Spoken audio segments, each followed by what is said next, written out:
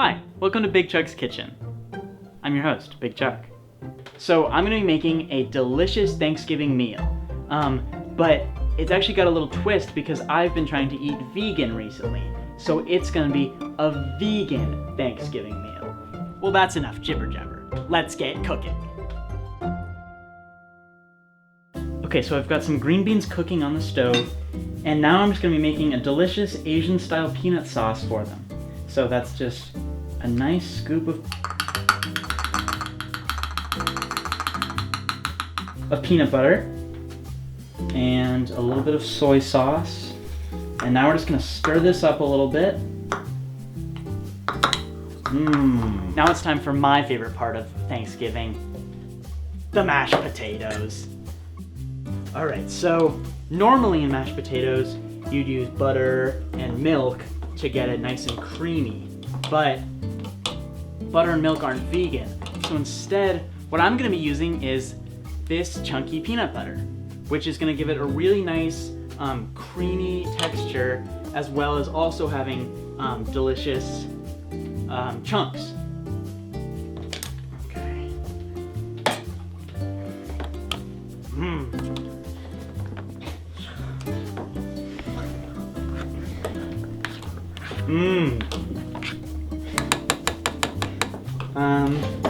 Okay, it's not mixing as well as I'd like it to. Okay, so now we need to make our gravy. I'm going to start with a little bit of water and some delicious za'atar spices.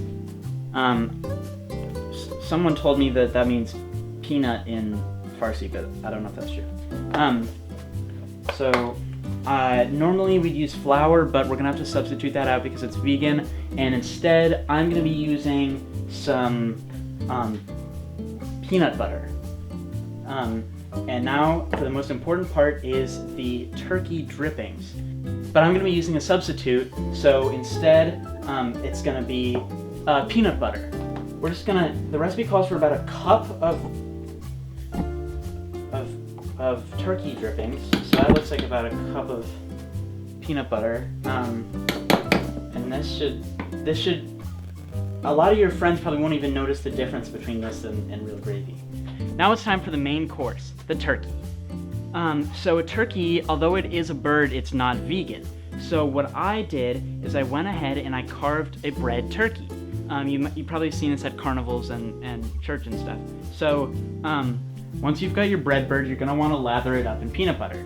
So I use some smooth Skippy because its bread's real nice. Then you're going to garnish it in some peanuts, and then you're going to pop it in the oven at 115 degrees for 15 minutes. That's going to get it a little bit warm. Okay, it's been 15 minutes, so let's take the bird out of the oven. Ooh, hot.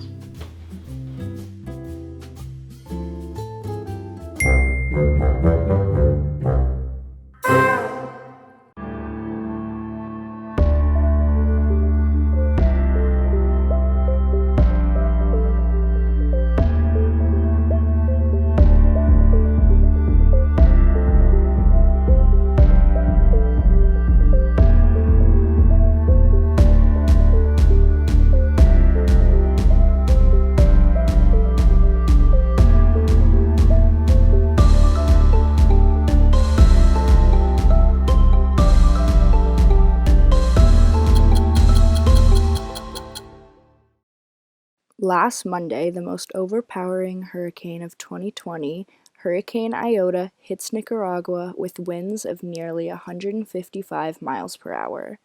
Iota made landfall as a Category 4 storm. There, patients had to be evacuated from a makeshift hospital after its roof was ripped off.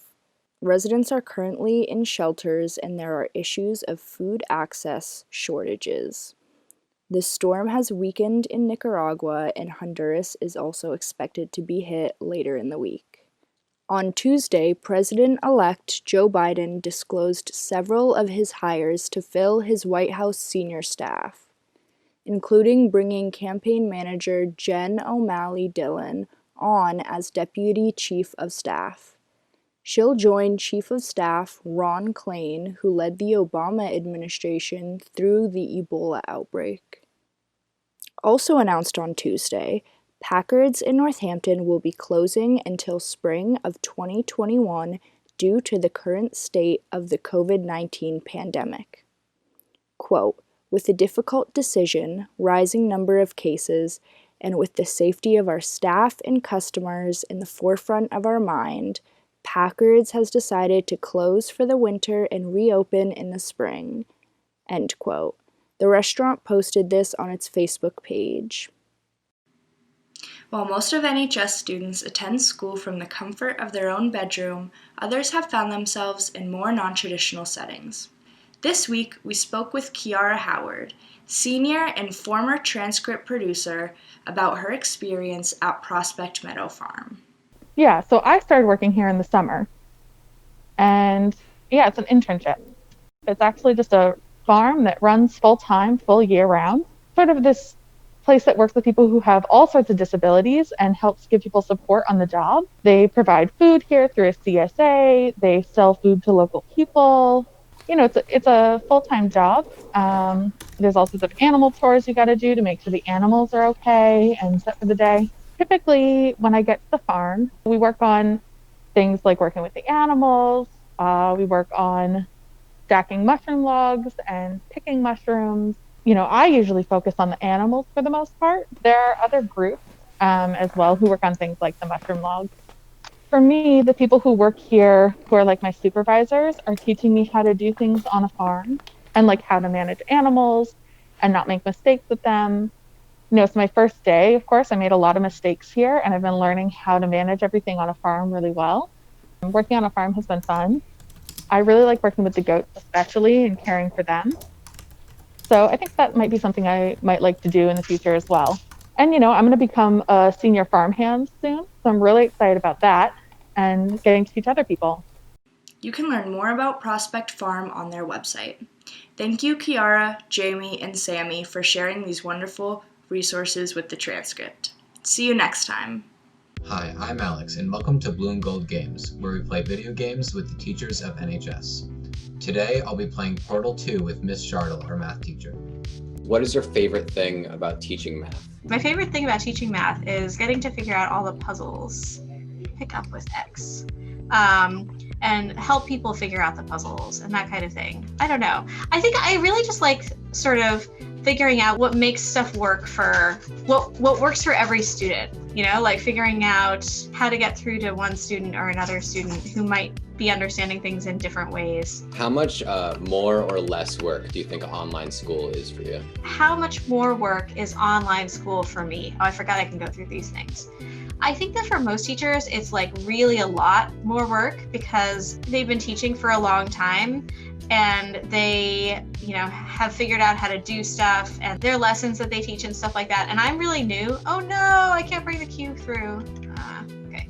And I'm really new to teaching. This is only my second year teaching.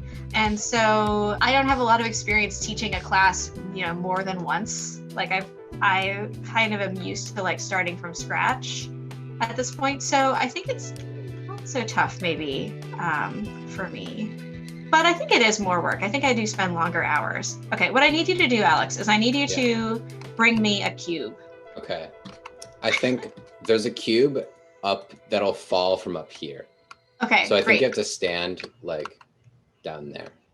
Oh, I see. Okay, got it. What does a morning before school look like for you? Wake up, shower, and then I have to empty the dishwasher because I'm the dishes person. My husband does the laundry.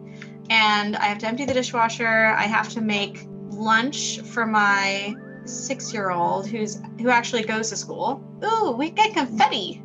Yay. And I have to make lunch for my 5-year-old. He just turned 5 on Friday. And I have to make lunch for him because, high five, because he will like forget to eat and then get super grumpy. So I have to like make him a lunch even though he's staying home. And I have to like feed my dogs and give them their thyroid medication. And I'm waving and like somehow it's all, and try to eat breakfast, and somehow it's all this mad rush, and like I can only barely get to my computer by like 7:58. It's really terrible, like running. What do you usually enjoy to do like after school? I'm gonna assume that you're asking about my hobbies. Yeah, kind of. Yeah, basically, yeah. Just because, what is after school? Yeah. Yeah, so I knit a lot. It hasn't really been sweater season, but for any of my students, they're gonna start seeing a lot of sweaters, and I've knit all of them. Oh, we have turrets. Fantastic. Oh, I need another portal. Thanks for watching, and tune in next week for more.